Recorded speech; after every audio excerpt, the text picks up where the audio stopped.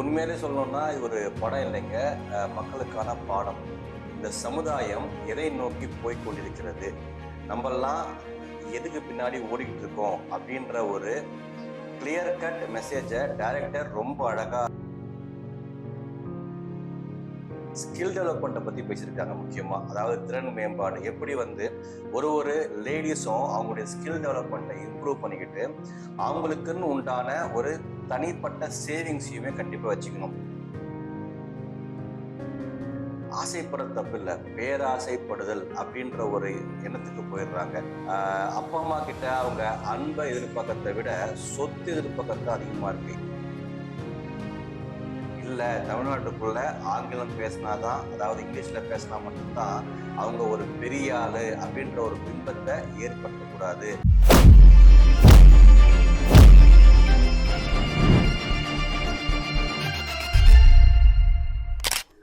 அனைவருக்கும் வணக்கம். நான் உங்கள் தனசேகர்.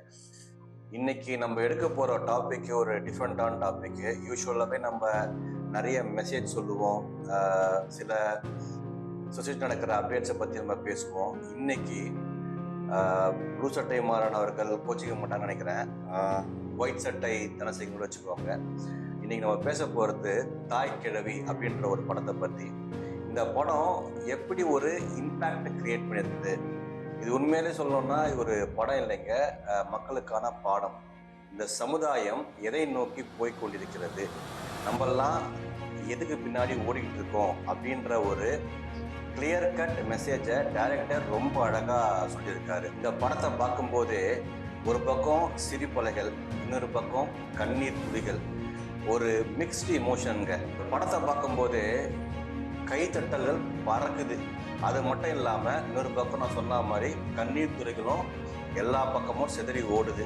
அந்த மாதிரியான ஒரு மெசேஜ் சொல்லக்கூடிய கருத்தான படம். இந்த படத்தில் ராதிகா மூலியமா டைரக்டர் சொல்லக்கூடிய ஒரு முக்கியமான மெசேஜ் என்னன்னு கேட்டிங்கன்னா, படிப்பு ரொம்ப ரொம்ப ஒரு முக்கியமான விஷயம். ஆனால் படிப்பு மட்டுமே ஒரு மனுஷனை உருவகப்படுத்துறது கிடையாது. அந்த படிப்பையும் தாண்டி அவனுக்கு என்ன மதிப்பு கொடுக்கும், என்ன கேரக்டர் அவன் காட்டுறானோ, என்ன ஆக்டர் அவன் காட்டுறானோ, அதை வச்சு தான் ஒருத்தவங்களை அவங்க மதிக்கப்படுவாங்க அப்படின்ற ஒரு மெசேஜை ரொம்ப ஸ்ட்ராங்காக சொல்லியிருக்காரு. அதை மட்டும் இல்லாமல் லேடிஸ்க்குன்னு உண்டான ஒரு சில விஷயங்கள், ஃபார் எக்ஸாம்பிள், யாரையுமே டிபெண்ட் பண்ணி இருக்காதீங்க, சேவிங்ஸ் ரொம்ப ரொம்ப முக்கியம். இதில் ஒரு சீனில் அவங்க ரொம்ப கிளியர் கட்டாக அவங்க சொல்லியிருப்பாங்க. நான் அதிகமாக அந்த சீனை பற்றி சொன்னால் படத்தை நான் வெளிப்படுத்துகிற மாதிரி இருக்கும். அந்த படத்தை பற்றி நான் பேசுறது இல்லை, ஐ மீன் லைக் சீன்ஸை நான் எக்ஸ்பிளைன் பண்ணவே இல்லை. நீங்கள் படத்தை போய் பாருங்கள். நான் படத்துக்குண்டான ப்ரொமோஷன்ஸும் பண்ணலைங்க. நான் இதுலேருந்து பார்த்த ஒரு சில நல்ல விஷயங்களை மட்டும்தான் நான் பகிர்ந்து கொண்டு விரும்புகிறேன். நான் ஸ்கில் டெவலப்மெண்ட்டை பற்றி பேசியிருக்காங்க. முக்கியமாக அதாவது திறன் மேம்பாடு எப்படி ஒரு லேடிஸும் அவங்களுடைய ஸ்கில் டெவலப்மெண்ட்டை இம்ப்ரூவ் பண்ணிக்கிட்டு அவங்களுக்குன்னு உண்டான ஒரு தனிப்பட்ட சேவிங்ஸையுமே கண்டிப்பாக வச்சுக்கணும். நம்ம இந்தியாவில் பார்த்தீங்கன்னா ஆணை சார்ந்து தான் அதிகமான விஷயங்கள் நடக்கும். ஒரு குடும்ப தலைவன், ஒரு குடும்ப தலைவியாக இருந்தாலுமே அவங்க ஹஸ்பண்ட் சொல்கிறதுக்கு ஏற்ற நடப்பாங்க. இப்படி ஒரு பெண்ணானவள் பிறந்தது முதல்ல அவங்க அப்பா சொல்கிறத கேட்கணும், அதுக்கப்புறம் அவங்க ஹஸ்பண்ட் சொல்கிறத கேட்கணும், அதுக்கப்புறம் அவங்க பெற்ற பிள்ளைகள் சொல்கிறத கேட்கணும். இப்படி டிபெண்டாக மட்டுமே இல்லாமல் அவங்களுக்குன்னு ஒரு தனித்துவம், அவங்களுக்குன்னு தேவையான ஒரு சில விஷயங்களை அவங்களே பார்த்து பண்ணிக்கணும் அப்படின்ற ஒரு மெசேஜையுமே ரொம்ப ரொம்ப ஸ்ட்ராங்காக கன்வே பண்ணியிருக்காங்க. இது ஒரு பக்கம் இருக்க, இன்னொரு பக்கம் குழந்தைங்களுக்கான மெசேஜ் என்னன்னு கேட்டிங்கன்னா, இப்போ இருக்க குழந்தைங்களுக்கு நம்ம நோ சொல்லியே பழகத்தில்லை. அதுவே அவங்களுக்கு பிற்காலத்தில் ரொம்ப கிரீடி, அதாவது ஆசைப்படுற தப்பு இல்லை, பேராசைப்படுதல் அப்படின்ற ஒரு எண்ணத்துக்கு போயிடுறாங்க. அப்பா அம்மா கிட்ட அவங்க அன்பை எதிர்பார்க்கறதை விட சொத்து எதிர்பார்க்கறது அதிகமாக இருக்குது. எல்லாமே ஒரு வெஸ்டட் இன்ட்ரெஸ்ட், அதாவது நான் இதை பண்ணால் எனக்கு என்ன கொடுப்பீங்க, எனக்கு இப்படி தான் வேணும், என் வாழ்க்கை இப்படி தான் அமையணும், எனக்கு கல்யாணம் இப்படி தான் நடக்கணும், எனக்கு இவ்வளோ சவரன் டௌரி போடுங்க.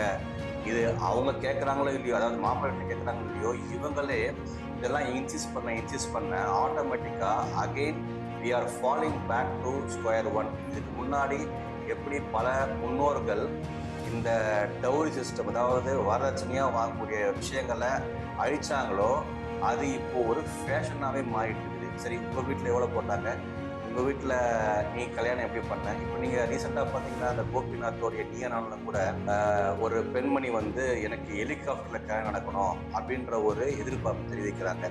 ஸோ இந்த மாதிரி விஷயங்கள் ஏன் அவங்க மனசில் அதிகமாக உள்ளே உட்காருதுன்னு பார்த்தீங்கன்னா, right from the childhood how they are grown up, எப்படி அவங்க வளர்க்குறாங்க, அவங்க யாரை பார்த்து வளர்க்குறாங்க, அவங்களுடைய சுற்றமும் சூழலும் எப்படி இருக்குது, இதெல்லாம் பற்றி ஒரு ஸ்ட்ராங் மெசேஜ் கொடுக்குறாங்க. இன்னொரு மெசேஜ் இந்த படத்தில் என்னன்னு பார்த்தீங்கன்னா, மொழி பற்றிய ஒரு அழகான மெசேஜ்.